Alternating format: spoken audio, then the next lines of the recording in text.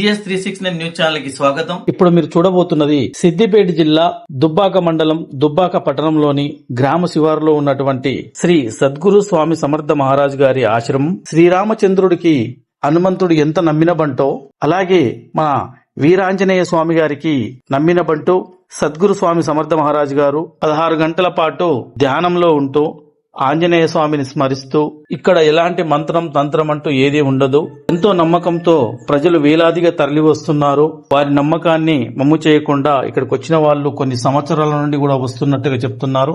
ఎన్నో కష్టాలు పడుతూ ఎన్నో ఇబ్బందుల్లో ఉన్న వాళ్ళు కూడా ఇక్కడికి వచ్చి హెల్త్ బాగలేని వాళ్ళు కూడా ఆరోగ్యాన్ని మంచిగా చేసుకున్నట్టు ఇక్కడికి వచ్చిన భక్తుల మాటల్లో తెలిసింది.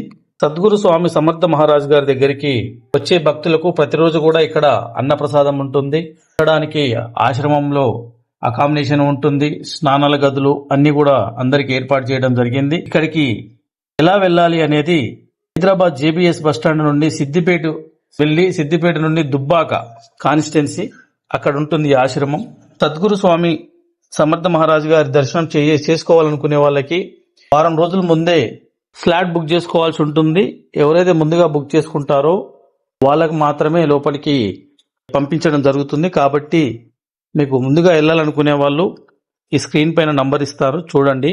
అక్కడ ఫోన్ చేసి ముందే మీ టోకెన్ బుక్ చేసుకొని ఆ టోకెన్ నంబర్ తెలుసుకొని వెళ్ళగలరు అని కోరుచున్నాం.